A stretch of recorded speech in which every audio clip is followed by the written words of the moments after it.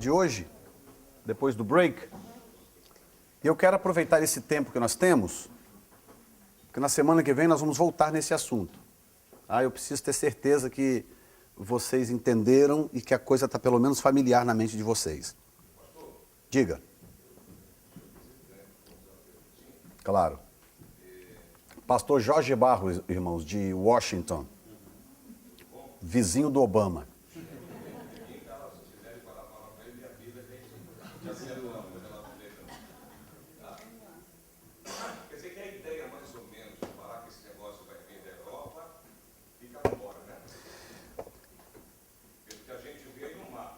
Exato. Porque eu percebo que cada pessoa que vai ensinar esse tema, cada um traz sua própria ideia.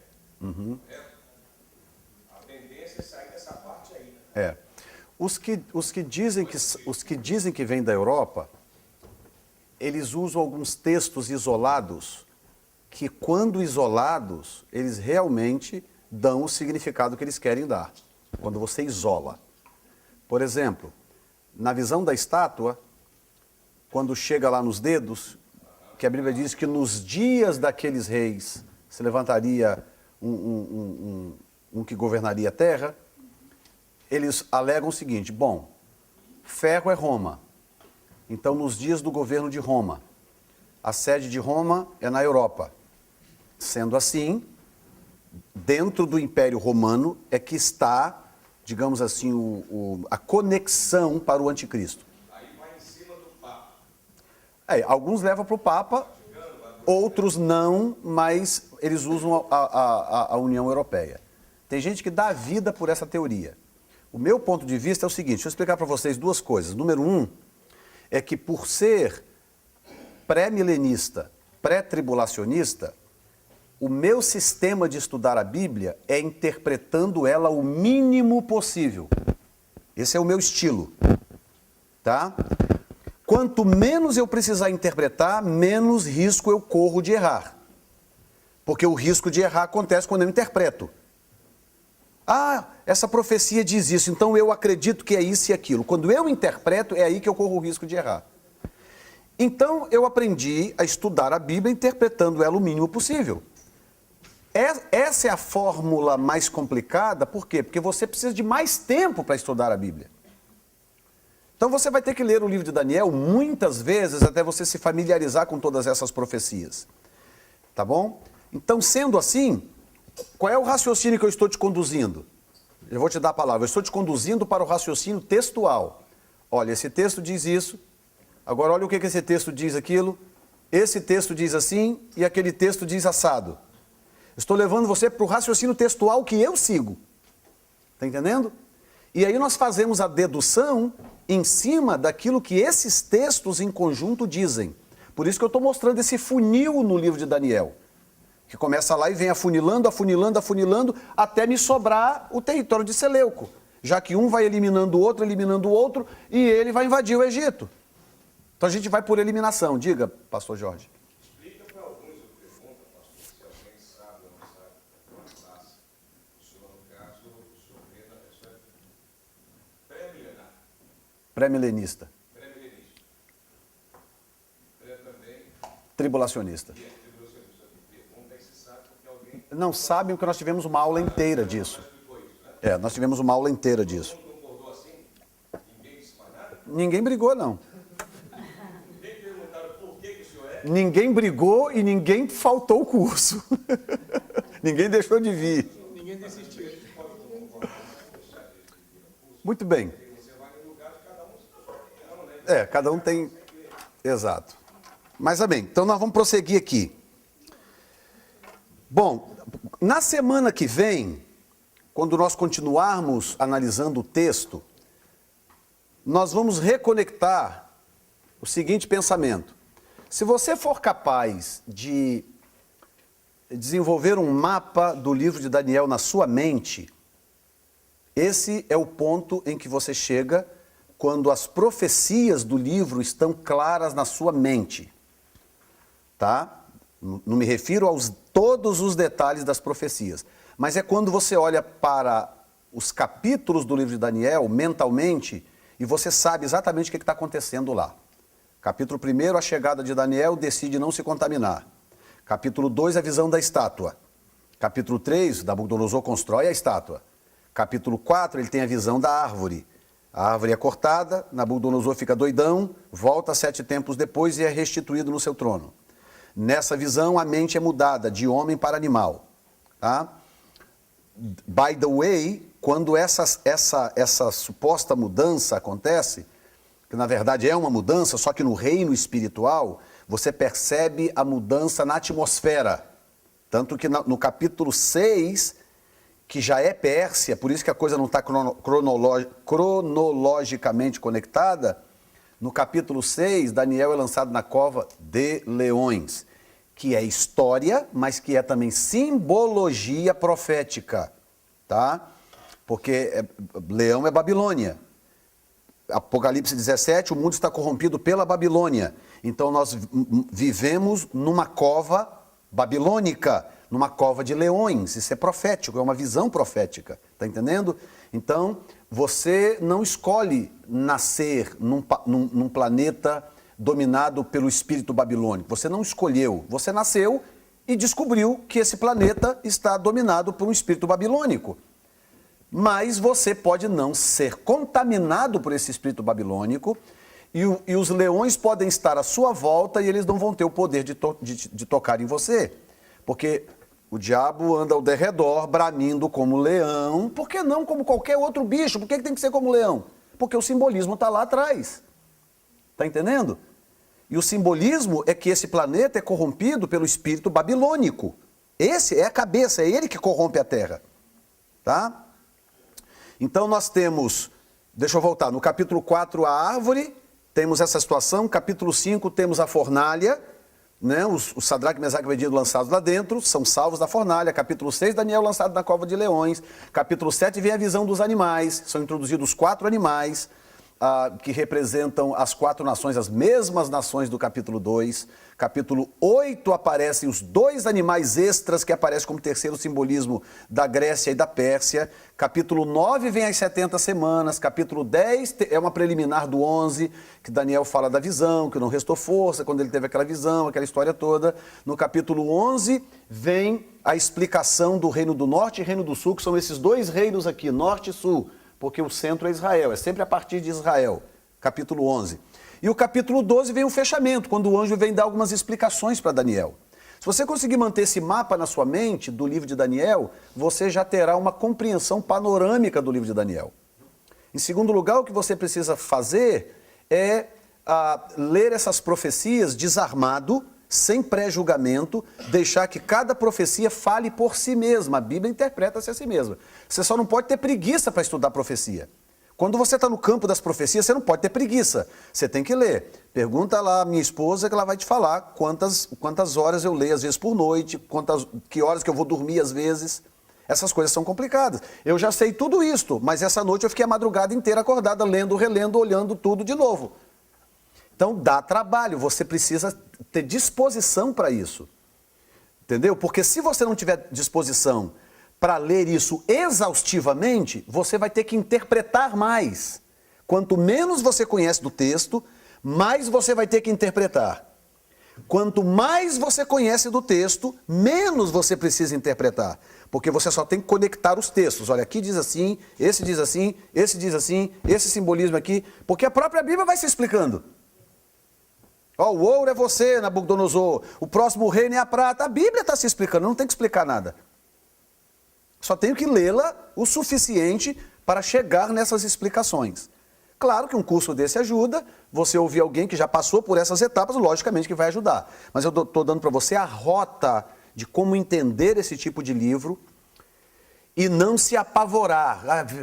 Simbolismo aqui, ouro ali, prata acolá, bicho aqui, cabeça lá, chifre para cá.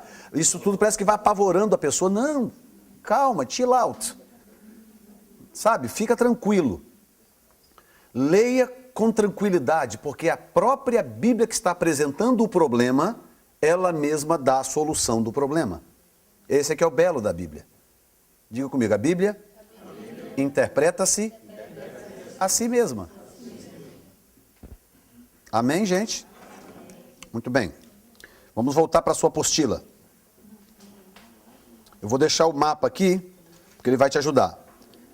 Então, na página 11, nós temos aí os reinos. Deus estabelecerá um reino. Sim, eu preciso ler com você um texto que eu acabei deixando passar. Tá? Mateus capítulo 24. Ok. Ainda bem que eu lembrei agora, que senão depois no tape não ia fazer sentido. Veja bem.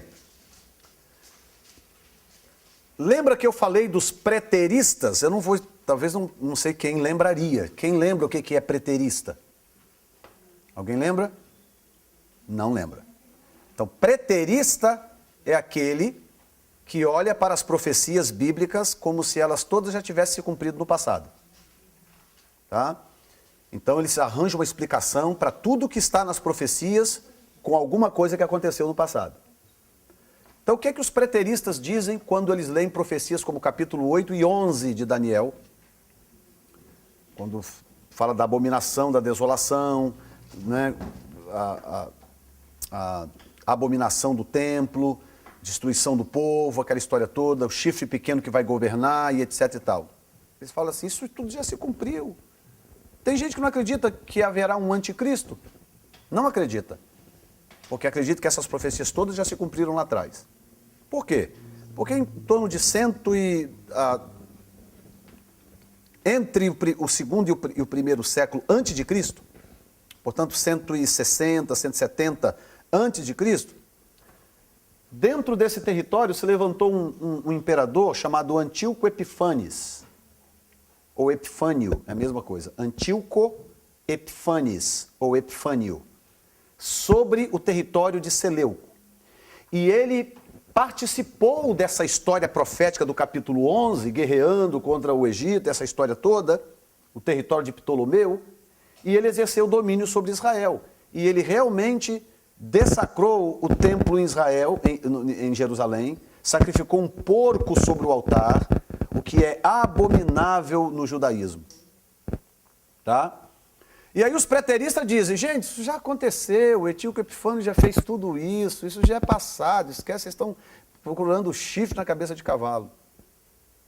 É aí que eu te digo, que quando a pessoa não lê a Bíblia o bastante, ela toma um rumo errado. Então veja bem o que diz Mateus capítulo 24, versículo 15.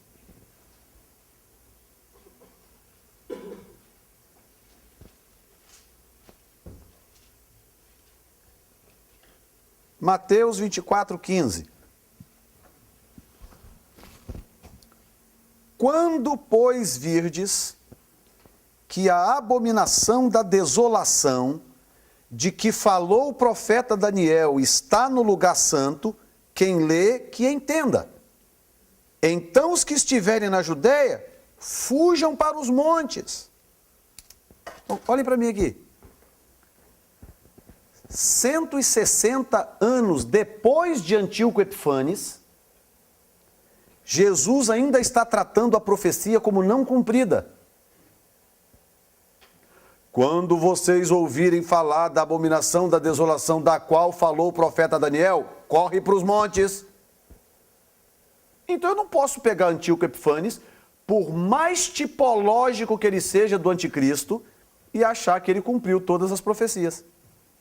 Por quê que os preteristas se perdem? Porque a Bíblia tem esse jeitinho de falar que vai varando eras. A Bíblia pega um tema agora, cita algo agora, e no versículo seguinte ela cita um acontecimento que vai acontecer 500 anos depois daquilo. É por isso que nós precisamos do Espírito Santo para entender a Bíblia, senão não precisava do Espírito Santo. Está entendendo? Então você pega o livro de Joel, capítulo 2, versículo 28, 29 e 30.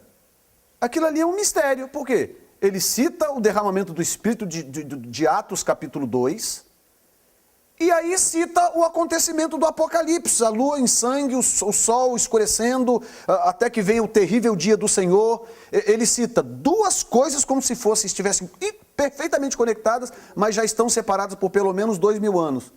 Porque o derramamento do Espírito já aconteceu e Jesus ainda não veio. Então, Joel cita duas coisas em 2 versículos sequenciais que já estão separados por 2000 anos. Então, se eu não leio essas coisas com cuidado, eu penso que estou lendo algo cronológico, quando não é. Deus não tem o compromisso de escrever as profecias de forma cronológica. Ele tem o compromisso de escrevê-las de forma que elas sejam inteligíveis e que elas façam sentido e que elas se cumpram. Mas elas precisam ser enigmáticas, senão não são profecias. Elas têm que ser enigmáticas. Precisa ter esse caráter enigmático. Porque senão não precisaríamos de escatólogos, professores de profecias, nada disso. A razão do porquê nós precisamos de você estar aqui estudando para ser um hoje ou amanhã é exatamente por isso, porque nós precisamos de pessoas que entendam isso para poder ensinar aos outros. Quem está entendendo? Então Jesus apresenta essa situação, tudo isso que nós estamos lendo do profeta Daniel, Jesus apresenta isso como não cumprido. Agora vamos lá para Daniel, para você poder ver do que Jesus está falando. Daniel capítulo 9, versículo 26 e capítulo 12, versículo 1.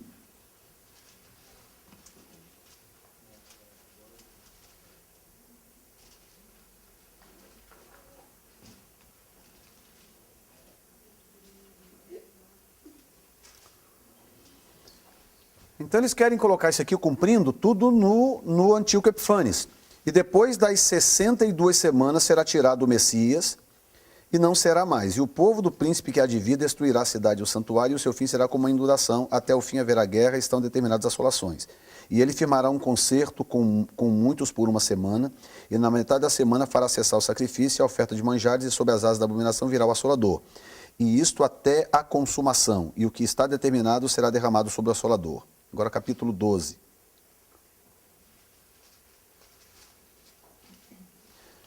E naquele tempo se levantará Miguel, o grande príncipe, que se levanta pelos filhos do teu povo, e haverá um tempo de angústia, qual nunca houve desde que houve nação até aquele tempo. Mas naquele tempo livrar-se-á o teu povo. Olha bem, naquele tempo livrar-se-á o teu povo. Qual é o povo de Daniel? É o povo judeu. Essa profecia não é para a igreja. Os pós-tribulacionistas e os midi-tribulacionistas querem colocar a igreja em algum lugar da tribulação. Os midi-tribulacionistas querem que a igreja passe pelo menos pela metade, e os pós-tribulacionistas querem que a igreja passe pela tribulação inteira. Mas a profecia das 70 semanas e as profecias do anticristo têm a ver com Israel. Livrar-se-á o teu povo, todo aquele que se achar escrito no livro.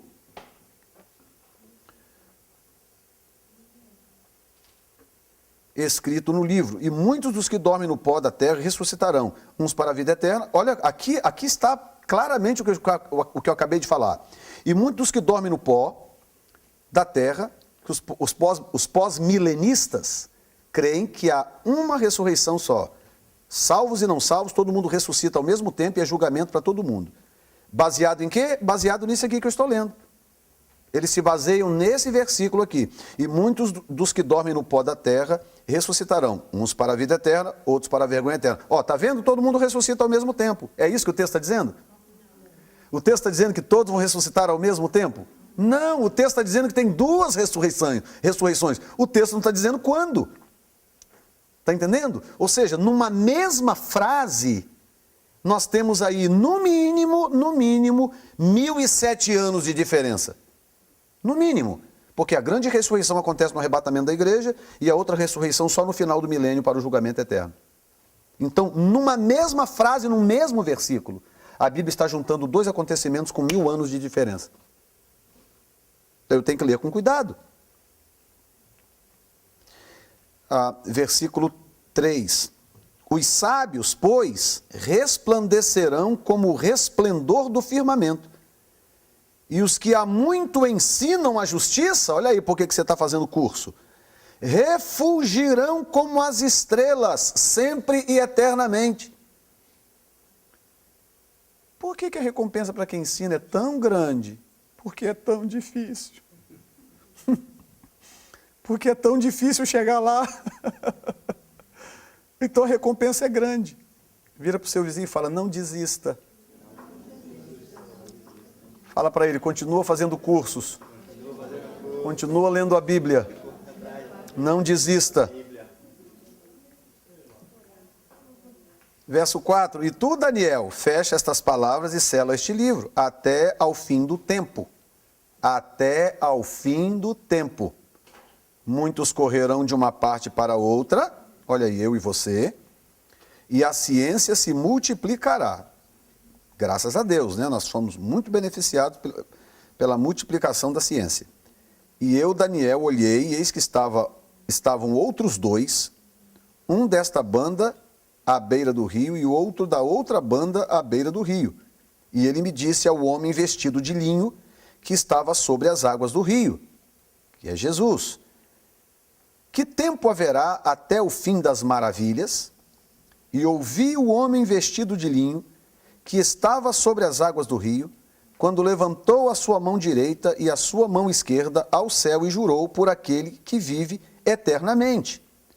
O Pai, que depois de um tempo, de tempos e metade de um tempo, e quando tiverem acabado de destruir o poder do povo santo, que é Israel, todas estas coisas serão cumpridas.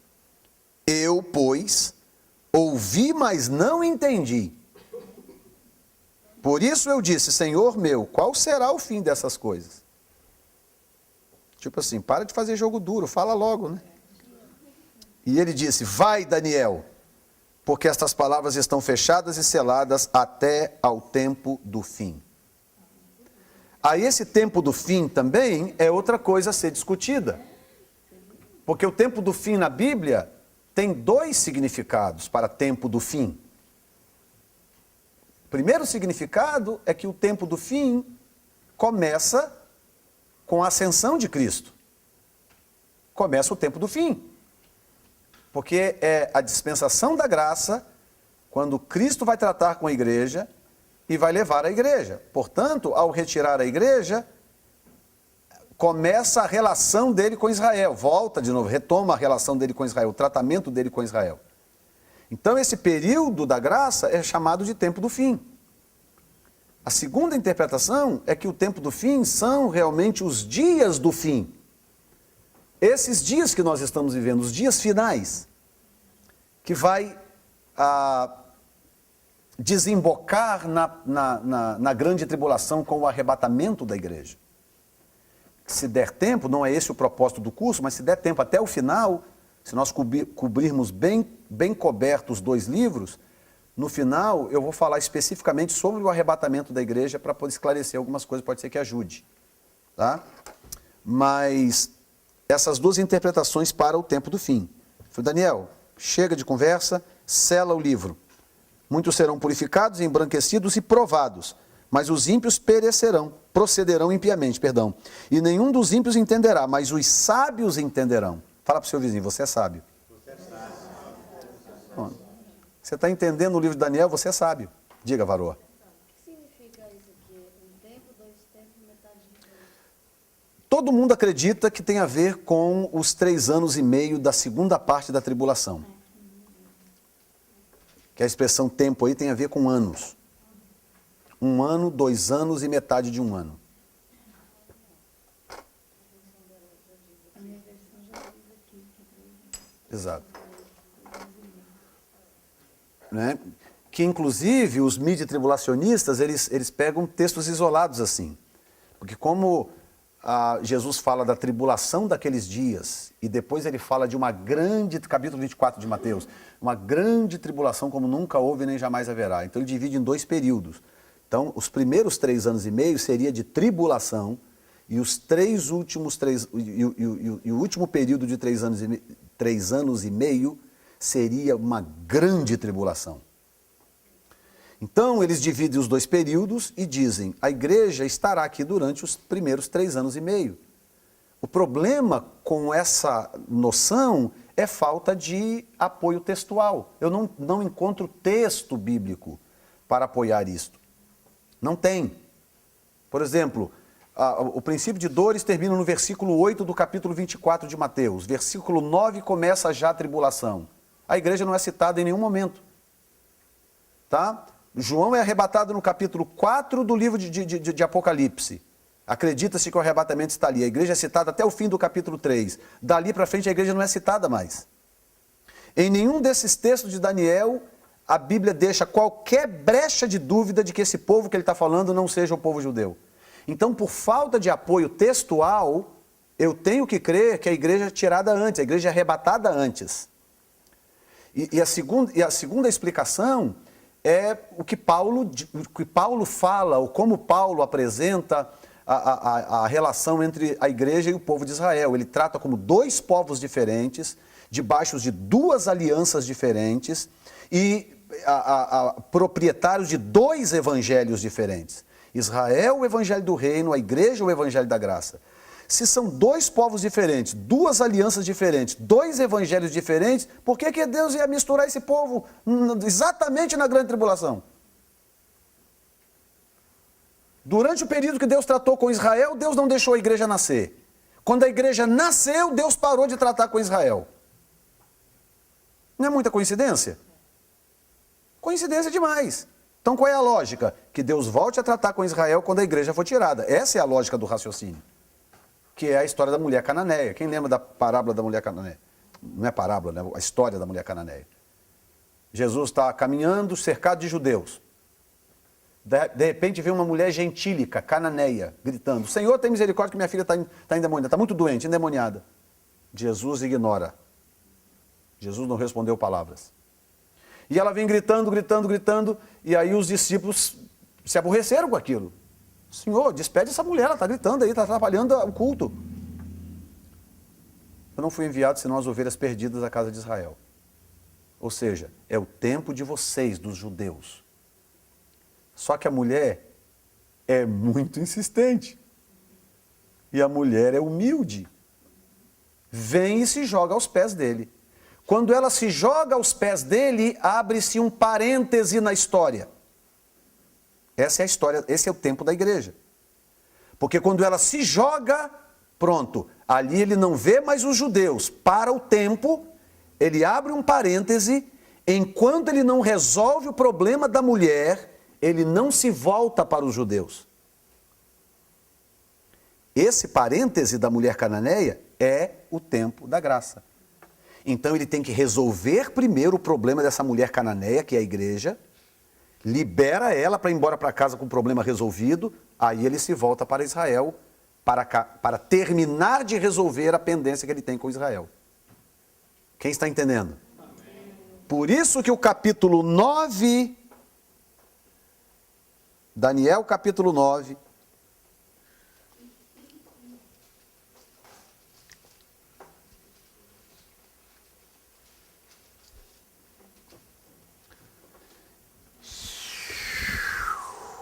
versículo 24.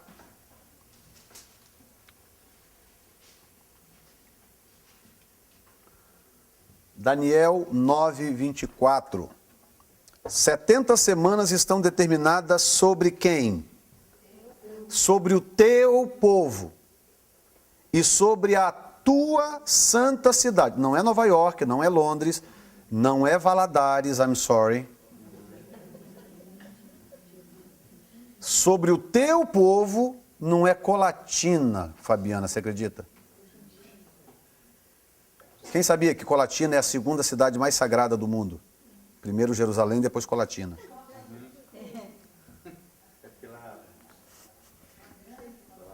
A grande Colatina. Deixa eu pegar essa garrafa de água hein? Agora é.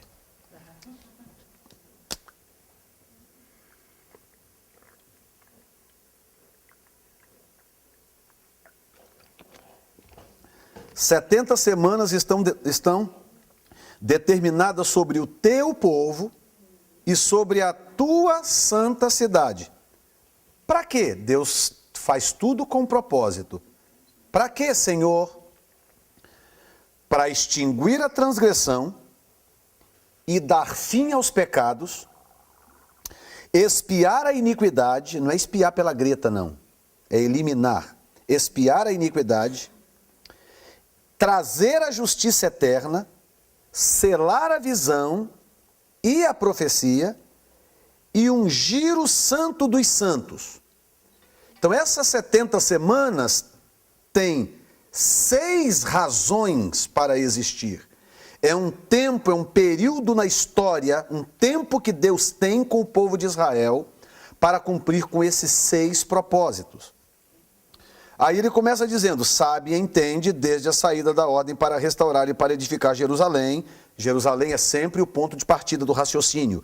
Até ao Messias, o príncipe, 7 semanas e 62 semanas. As ruas e as tranqueiras se reedificarão, mas em tempos angustiosos, o período interbíblico. E depois das 62 semanas será tirado o Messias. E não será mais. E o povo do príncipe que há de vir destruirá a cidade e o santuário, e o seu fim será como uma inundação. Isso aconteceu no ano 70. E até ao fim haverá guerra e estão determinadas assolações. E ele firmará, aqui é que vem, de novo pega os preteristas. Porque do final do versículo 26 para o 27, tem um gap enorme. Parece que ele está falando da mesma pessoa. Quem foi que destruiu a cidade e o templo? O general Tito destruiu a cidade e o templo. Não parece que ele está falando da mesma pessoa? Ele vai destruir a cidade e o santuário, e o seu fim será como uma inundação, e até ao fim haverá guerras, estão determinadas as assolações. E ele firmará, ele quem? O general Tito? Já morreu, já faz tempo. Ele está falando de quem? Ele está falando de um outro ele. É um outro ele, é o ele que ele já comentou antes, no capítulo 7 e no capítulo 8. Ele firmará um concerto com muitos por uma semana, para fechar as 70. E na metade da semana fará cessar o sacrifício e a oferta de manjares. E sobre as asas da abominação virá o assolador, que é o que Jesus fala no capítulo 24. Quando vocês ouvirem falar que a abominação do desolador ou do assolador estiver no lugar santo, capa o gato. Vaza! E ele está falando isso 160 anos depois de Antíoco Epifanes. Jesus está dizendo o seguinte, essa profecia ainda não se cumpriu. Ela está para vir. E ela não se cumpriu no ano 70. Mesmo que Jerusalém tenha sido destruída, mesmo que o templo tenha sido destruído, mas tem características dessa profecia que não se cumpre no ano 70. Por exemplo, quem vai destruir a cidade e vai tentar dessacrar o templo, ou o lugar santo, vai se assentar nele como Deus. Tito não fez isso. Tito foi lá, invadiu a cidade, matou os que resistiram, espalhou o resto pelo mundo, foi embora feliz, foi dormir, foi virar imperador, porque logo depois o pai morreu, ele tornou imperador. Acabou. Então não se cumpriu tudo, tem coisas para se cumprir. E quem vai cumprir isso aqui é o homem do pecado, como diz Paulo, ou o anticristo, como chama João. Amém, gente? Muito bem, volta para a sua apostila. Nós estamos indo e vindo, me parece que essa é a melhor forma de fazer você entender o livro, já que ele não é cronológico. Ok, vamos para... Pula o 3, porque eu já fiz um comentário, um resumo do 3. Vamos para o 4.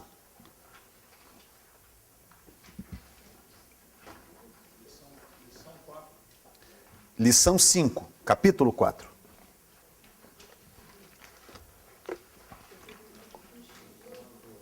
Página 18.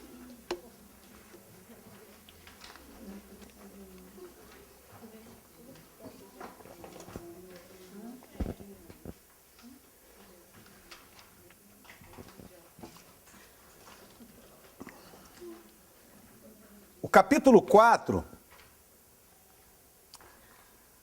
parece página 18, parece uma história isolada no livro, essa história dessa árvore. Mas o capítulo 4 está aqui para se deixar hiper claro que quem governa sobre os reinos dos homens é Deus. Deus governa sobre o Obama, sobre o Congresso, sobre o Senado. Ah, não saiu a lei migratória. Por que o John Boehner? Por que o Eric Cantor? Por que os republicanos? Ei, forget about them. Bota o seu joelho no chão, vai clamar a Deus. Deus tem controle sobre os republicanos. Deus tem controle sobre os democratas. Deus tem controle sobre o Obama. Deus tem controle sobre os reinos dos homens. O controle, a batuta está nas mãos de Deus. A sinfonia toca como Deus rege. Amém, gente? Amém. Se a igreja entendesse isso, a igreja orava mais. É ou não é? Não é o que a Bíblia diz? Nos manda orar pelos governantes. Ore pelos governantes para que vocês tenham uma vida sossegada.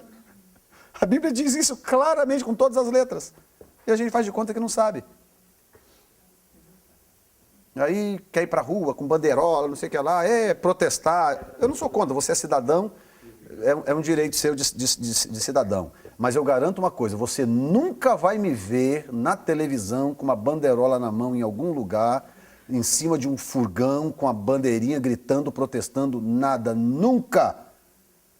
A não ser que eu esteja passando desapercebido assim, eu não sabia, passei, a câmera me pegou lá no fundo. Aí você fala, lá o pastor Jeff protestando falou que não ia, tá? Não, eu estava passando assim, a câmera me pegou. Você nunca vai me ver nos negócios desse. Não sou contra quem faz, não é disso que eu estou falando. Mas você nunca vai me ver lá. Por quê? Porque I know better. Eu sei como é que esses mecanismos funcionam.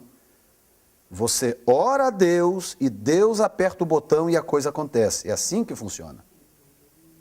Não adianta eu querer só usar a cidadania, forçar, apertar. Nada. Os governos, eles têm mecanismos de manipulação.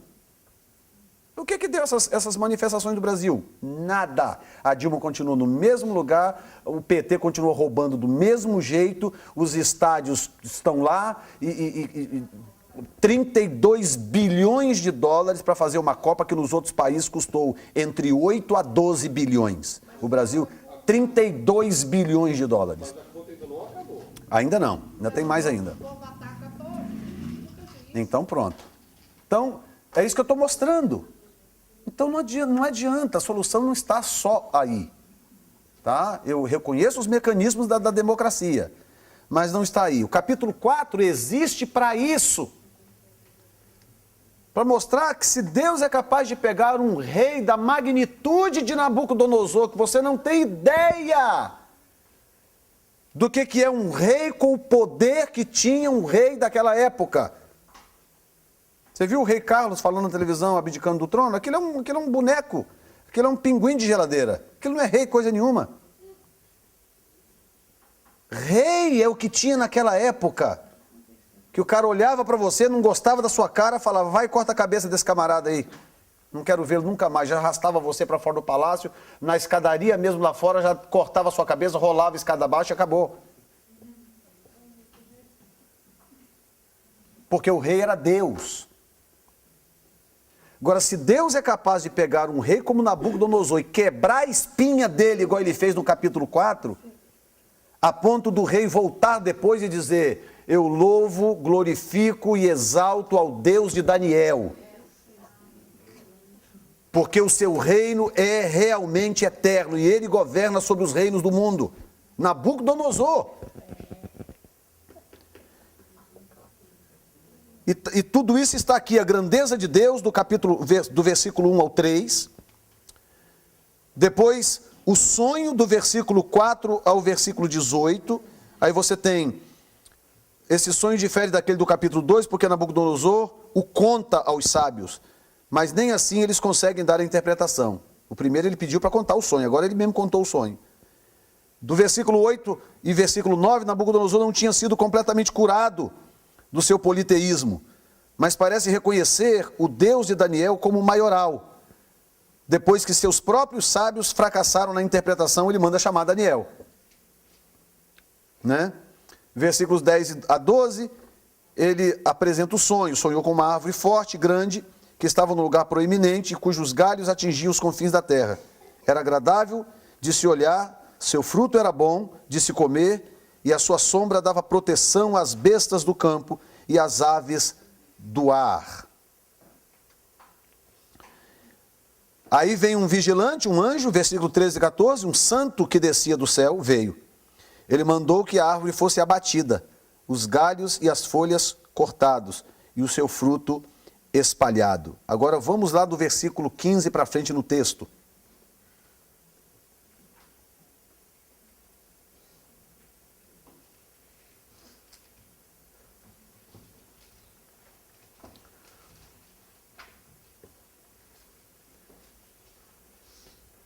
Veja bem, mas o tronco, aliás, deixa eu colocar esse texto aqui que eu acho importante demais analisar isso aqui com você. Espera um pouquinho, vamos fazer diferente.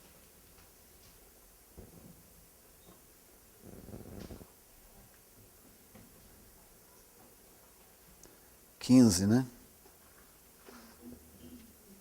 Muito bem, vamos olhar para cá que eu quero te mostrar uma coisa. A visão da árvore, grande, que ele interpreta como sendo Nabucodonosor, e a Babilônia, logicamente, eles estão interligados. Aí o anjo vem, a ordem é do céu, tá? Deixa eu voltar aqui um versículo.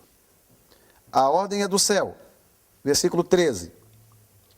Ele diz assim: estava vendo isso nas visões da minha cabeça, na minha cama, e eis que um vigia, um santo descia, clamando fortemente, dizendo assim: derrubai a árvore, cortai-lhe os ramos, sacudi as suas folhas, espalhai o seu fruto, afugentem-se os animais de debaixo dela e as aves dos seus ramos. Agora, para um minuto, raciocina comigo. Isso aqui é capítulo 4. No capítulo 7... Daniel vai introduzir a visão dos animais, das bestas. Só que no 4, Deus apresenta a Babilônia, que é a cabeça de ouro. Deus apresenta agora a Babilônia como uma árvore enorme que dá cobertura para essas bestas. Estão entendendo? As bestas vão aparecer no 7. Mas no 4, a Babilônia é a árvore que faz sombra para essas bestas se criarem. É por isso que, olha que coisa curiosa. Qual era a capital da Babilônia, do Império Babilônico? A Babilônia, a cidade de Babilônia. Qual era a capital do Império Persa? A Babilônia. A Pérsia veio, dominou a Babilônia, e o palácio que ele usou foi o da Babilônia. Aí vem a Macedônia, Grécia, Alexandre o Grande, toma a Pérsia e toma a Babilônia. Qual o palácio que ele passou a usar? Da Babilônia. Ele morreu no palácio de Nabucodonosor.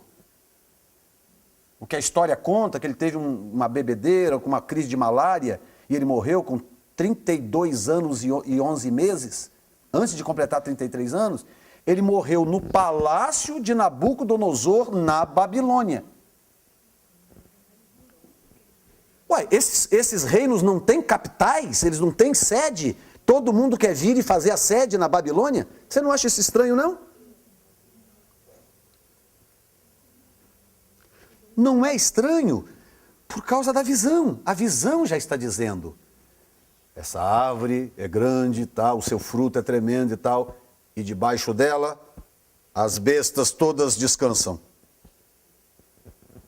É ali que elas ficam, é debaixo da sombra que esse império faz, que essa potestade construiu, é debaixo dessa sombra que essas bestas se criam.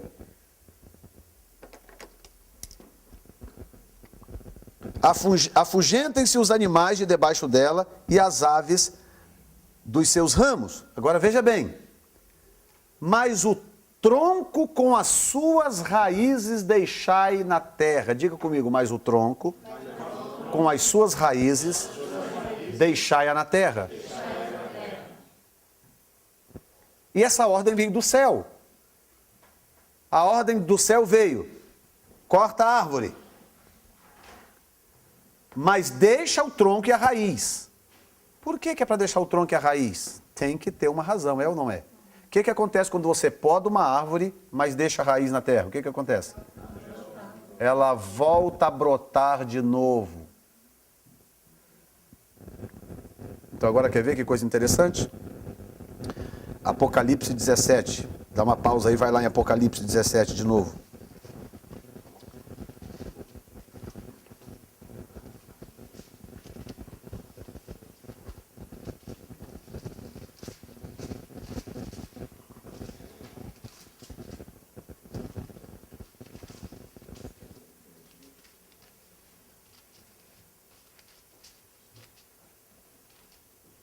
Então olha bem. Versículo 9. Jesus. Apocalipse 17, 9. Aqui há sentido que tem o quê? Sabedoria.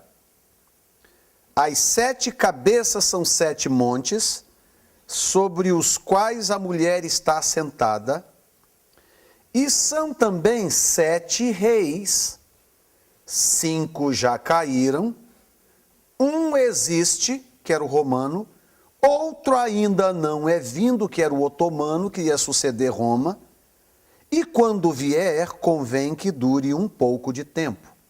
Agora, olha o 11. E a besta que era e já não é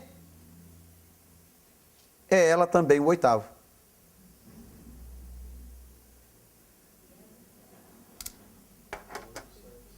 E é dos 7.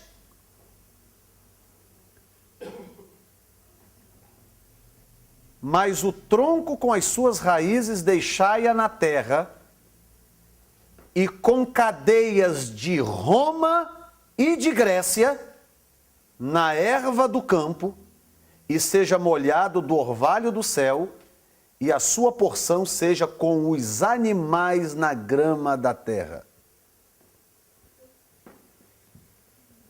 Ou seja, o capítulo 4 está aqui para mostrar para mim, ou me dizer, para eu não ser enganado com esse aparente desaparecimento da Babilônia. É isso que o capítulo 4 está fazendo. Olha, não se deixe enganar com esse sumiço aparente da Babilônia. Porque ela vai continuar operando no background. Vem a Pérsia, sai Pérsia. Vem Grécia, sai Grécia. Vem Roma, sai Roma. Vem o Império Otomano, mas a Bíblia está me dizendo, ei, não se deixe enganar com esse aparente sumiço da Babilônia. A árvore foi cortada, você não consegue vê-la mais de longe, mas a raiz continua lá no mesmo lugar, e quando chega em Apocalipse 17, ela não só brotou de novo, como já é a mãe das corrupções da terra. Ela é a causadora de toda a corrupção da terra. Aí quando chega nessa explicação, que o texto está me dando, o texto diz, a besta que era,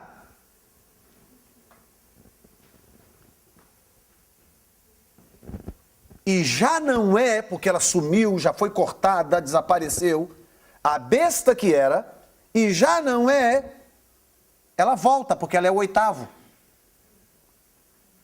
Ela reaparece misteriosamente. Aí o que acontece, irmãos?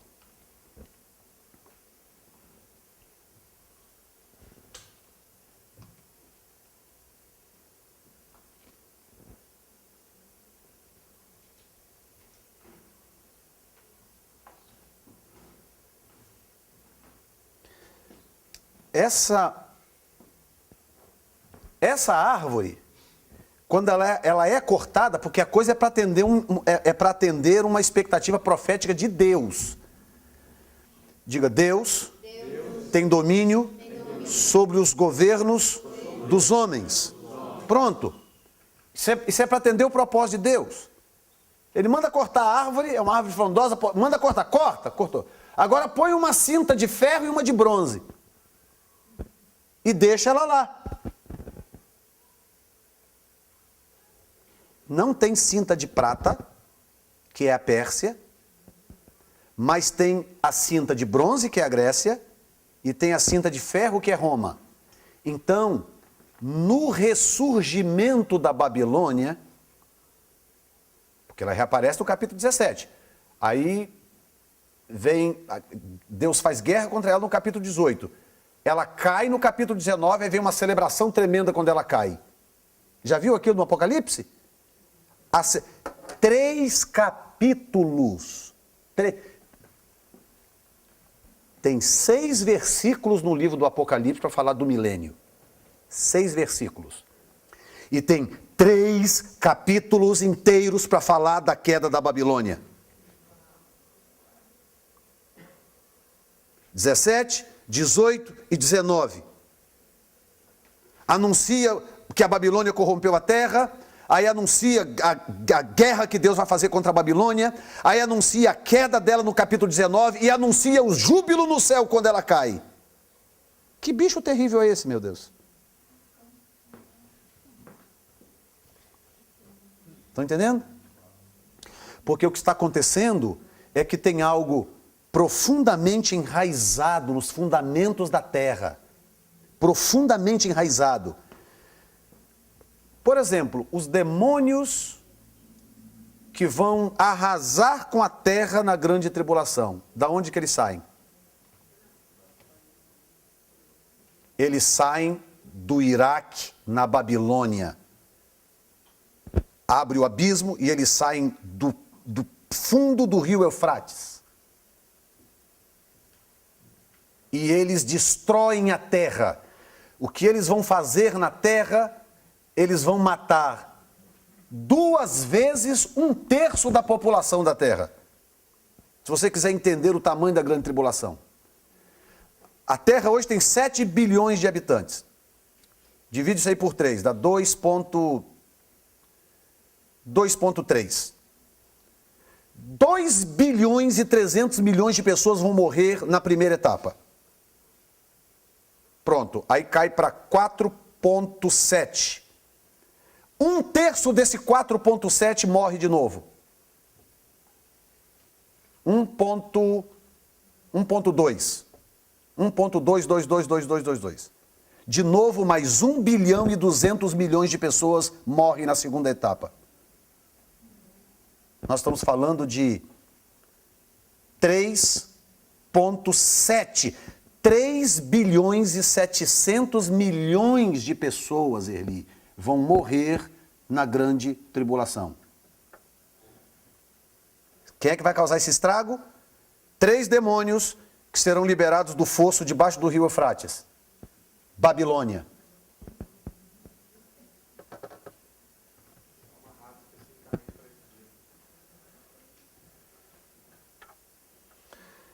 Então a minha pergunta é, em que momento da história que nós perdemos o raciocínio da Bíblia e fomos parar lá na Europa? Como é que nós fomos parar na Europa?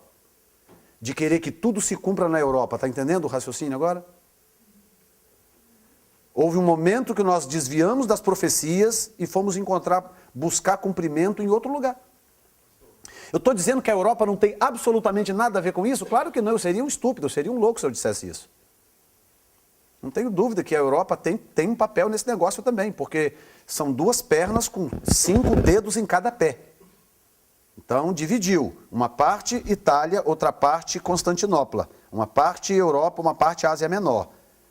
Então, na pior das hipóteses, tem que ter pelo menos 5 países muito poderosos na Europa que vai se coligar com esse reino do anticristo para fazer a coisa acontecer. São 5 dedos numa perna, 5 dedos na outra. Tentar cumprir tudo na Europa, eu tenho que colocar os 10 dedos numa perna.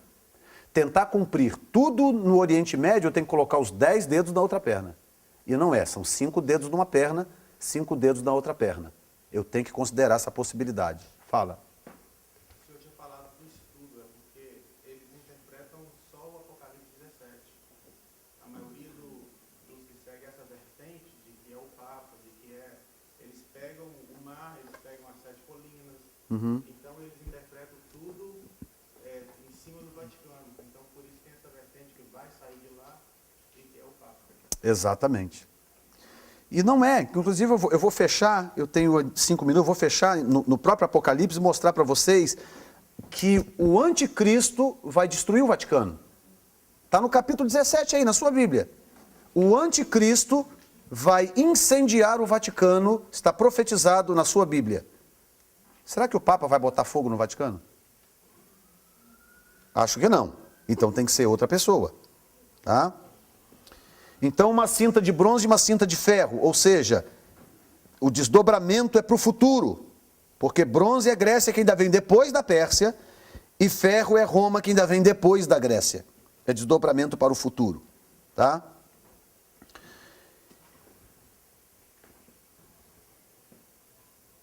Bora? Move! O bode que aparece também na visão, o bode com 4 chifres, e um 5º chifre que se levanta entre eles. Esse 5º chifre que se levanta depois dos 4 é o anticristo. E aí que está o segredo, ele se levanta dentre os 4. Ou seja, de um dos 4, de um desses 4 territórios, esse chifre se levanta. Então eu tenho que manter em mente o território grego. Por quê? Porque na estátua o ventre é grego, e no capítulo 13 do Apocalipse, a característica da besta é grega. Quer ver? Capítulo 13? Vamos lá? Depois a gente termina no 17.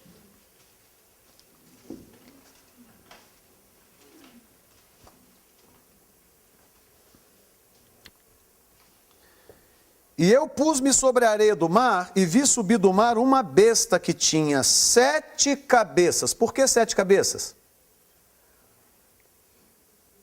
Hã? Apocalipse 17 explicou já para nós. Por que 7 cabeças? Porque são 7 impérios.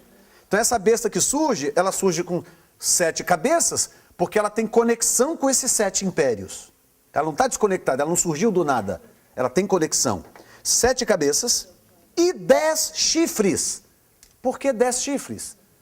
Porque esses 10 chifres são os mesmos 10 dedos da estátua.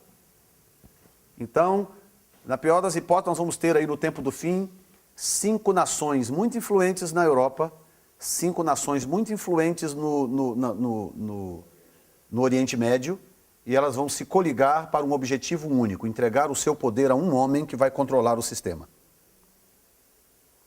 Só que, de novo, nós redundamos no mesmo problema. Por quê? Quais são as nações mais poderosas hoje da Europa? Primeiro o Reino Unido, depois a Alemanha, depois a França, Reino Unido, Alemanha, França, Espanha e Bélgica, onde está a sede das Nações Unidas. Muito bem. 11% da população francesa já é islâmica. Em 5 anos, os muçulmanos já vão poder eleger o presidente da França. Tá?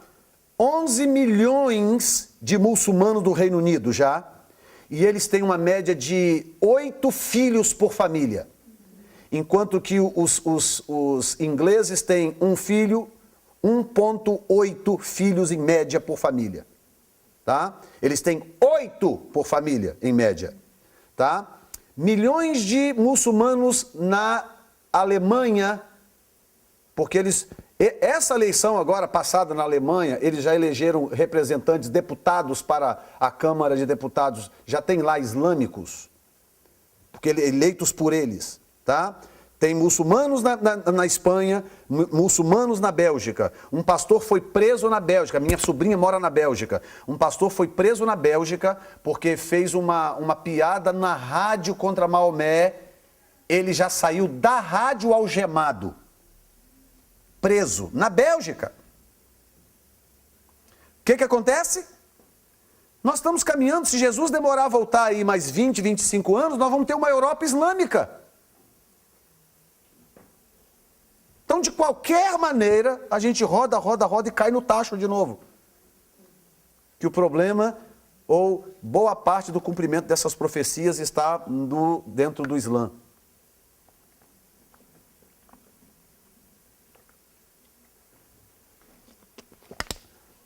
porque até mesmo quando eu vou para a Europa, eu acabo esbarrando no Islã. Então, 13. E eu me pus sobre a areia do mar e vi subir do mar uma besta que tinha 7 cabeças e 10 chifres. E sobre os chifres, 10 diademas, porque são reis, são líderes que têm poder. E sobre as cabeças, um nome de blasfêmia. Então eles vão se congregar com um objetivo único. São anti-Deus, anti-Cristo, anti-Bíblia. E a besta que vi, muito bem, João, explica para mim. Com o que essa besta se parece? Ela é semelhante ao leopardo. Ela é semelhante ao leopardo. Então João está olhando a besta. Se ele fosse descrever, ao invés de dar o simbolismo, se ele fosse descrever a nação, ele diria, essa besta se parece com a Grécia. Por que ela é semelhante ao leopardo? Quem consegue me responder numa frase de 5 palavras? Por que a besta do capítulo 13 é semelhante ao leopardo?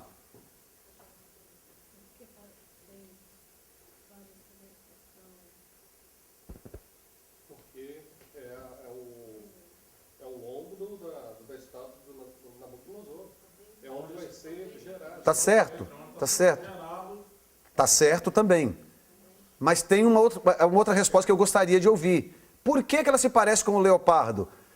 Porque de uma das 4 divisões desse império se levanta um chifre pequeno para governar o mundo. Simple as that.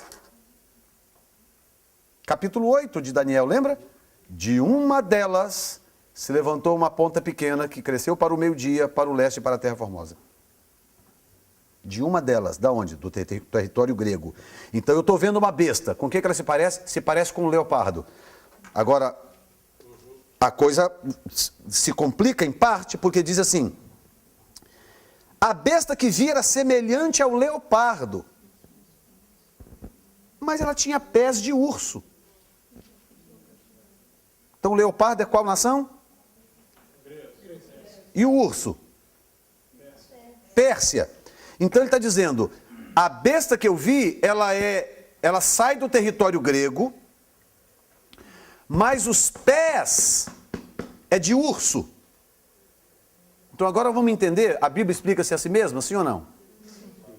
Então o que a Bíblia, o que pés significam na Bíblia? Esmagar, destruir. Pode ser, será que é só isso? Quão formosos são? Quão formosos são? Dos que anunciam. Então, pés na Bíblia fala de precursor. Daquele que vai levar uma mensagem. Pés. Então João está dizendo assim, olha, eu vi a besta. Ela parece com um leopardo. Mas quando anda, os pés são de urso. Então ele está dizendo o seguinte, a besta que eu vi, ela se levanta de um dos territórios gregos, que se parece com um leopardo, mas quem anuncia isto é a Pérsia. Porque os pés são de urso. É a Pérsia que propaga isto. É ela que vai.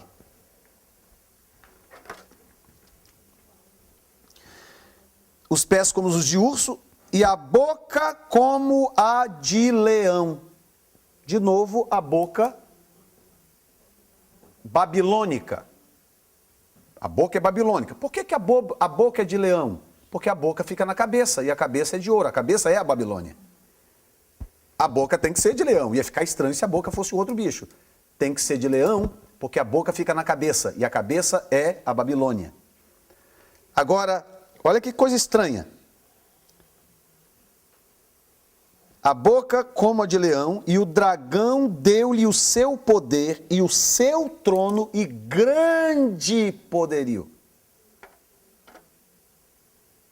Aí na semana que vem, nós vamos ver uma das coisas que eu quero mostrar para você, é que a Bíblia, do meu ponto de vista, a Bíblia diz com todas as letras da onde que vai sair o falso profeta. Assim, com todas as letras.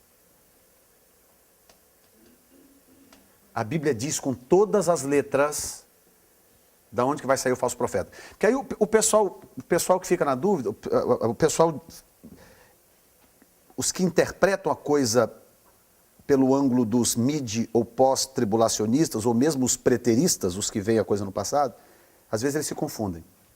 Às vezes eles dizem que o Papa é o anticristo e ao mesmo tempo dizem que o Papa é o falso profeta. Ou ele é uma coisa ou ele é outra. Ele não pode ser as duas coisas. Porque, by the way, quem fala é o falso profeta. Porque a besta em si é um sistema. A besta é uma coalizão sistemática ou sistêmica que dá o seu poder a um indivíduo final que vai representar a Satanás. Tá? Então, quando falamos, por exemplo, da marca da besta em si, para você ser textual, como o texto fala, nós estamos falando da marca desse sistema. Um leopardo com 7 cabeças, 10 chifres e uma boca de leão e pés de urso. Essa é a besta. Ou seja, a besta não é uma pessoa. A besta é esse sistema, essa estrutura sistêmica, que no final desemboca em 10 reinos, que dá o seu poder a uma pessoa. Toma, governa para nós. Tudo que você fizer está feito. Só que quem propaga isso, quem anuncia isso e quem torna isso possível é o falso profeta. É ele que vai levar isto e gerar isto no povo, e enganar o povo. Pode observar lá que o poder do falso profeta é exatamente a boca. Por isso que a boca é babilônica. Então ele fala com poder babilônico, com o poder desse principado babilônico que está na cabeça.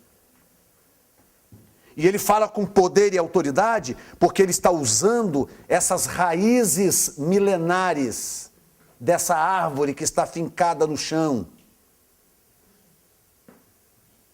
presa lá com a cinta de bronze, de novo Grécia, e com a cinta de ferro, que é Roma. Hã? Entenderam? Sim ou não, gente? Então vamos no capítulo 17, que eu vou terminar agora. Já passei 7 minutos.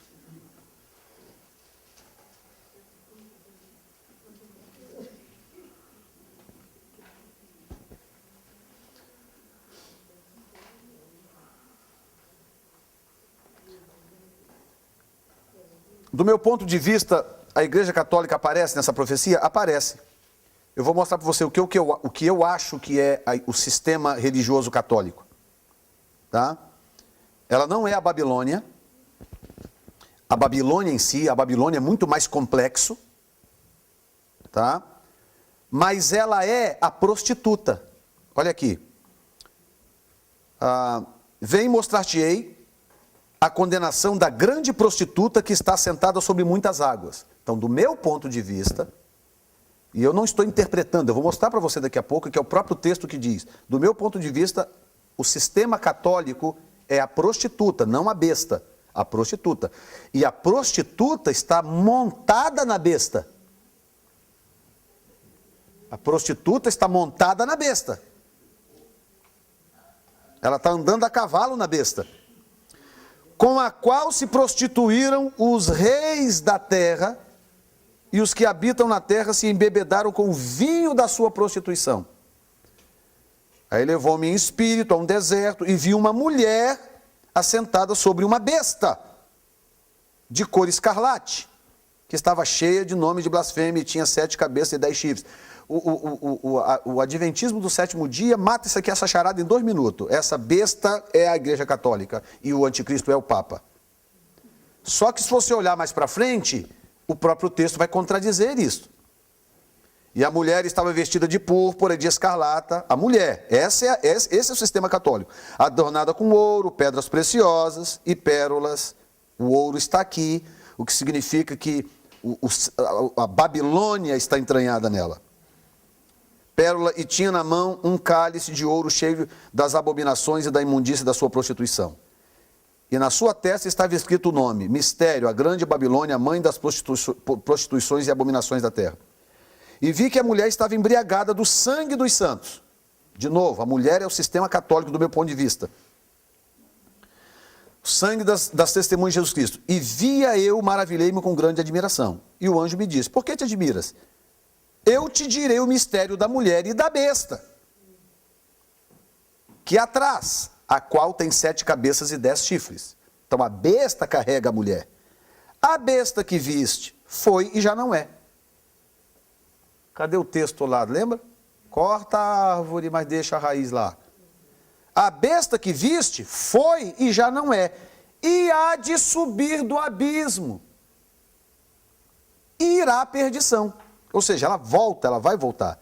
E os que habitam na terra, cujos nomes não estão escritos no livro da vida, desde a fundação do mundo, se admirarão vendo a besta que era e já não é, mas que virá. Aqui há sentido que tem sabedoria. As 7 cabeças, são 7 montes, aí essa parte a gente já leu, eu vou pular um pouco para frente.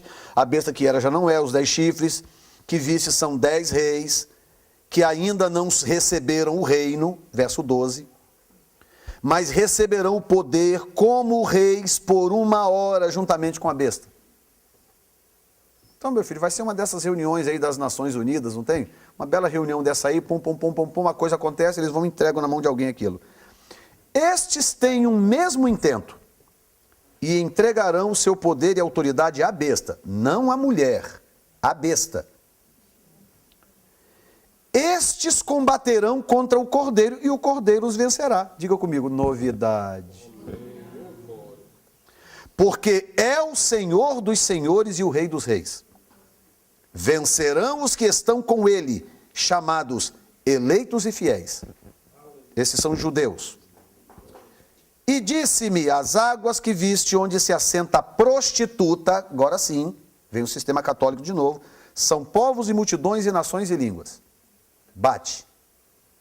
E os 10 chifres que viste na besta, olha bem, são os que aborrecerão a prostituta e a porão desolada e nua, e comerão a sua carne e a queimarão no fogo.